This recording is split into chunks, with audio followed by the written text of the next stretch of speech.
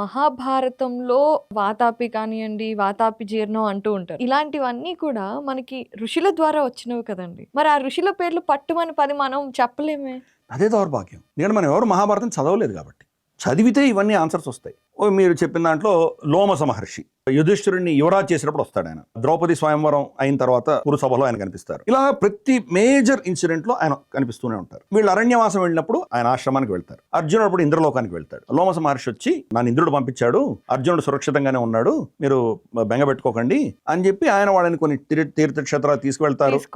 దాని కొన్ని పురాణ ఇతిహాసాల గురించి, ఆ క్షేత్ర మహిమల గురించి ఆయనకు వాళ్ళు మా పాండవులకి ఎక్స్ప్లెయిన్ చేస్తారు. ఆయన లోమస మహర్షి గురించి ఏమీ తెలియకపోయినా మహాభారతం నాకు తెలుసు అని అందరూ అనుకుంటున్నారు. అటువంటి క్యారెక్టర్లు వందలు ఉన్నాయి మహాభారతంలో. ఈ లోమస మహర్షి ఘటన ఎక్కడ జరిగింది అని నేను వెతుక్కుంటూ వెళ్ళాను. హర్యానాలో ఒక గ్రామం ఉంది, కుక్ గ్రామం. దాని పేరు లోహర్ మాజ్రా.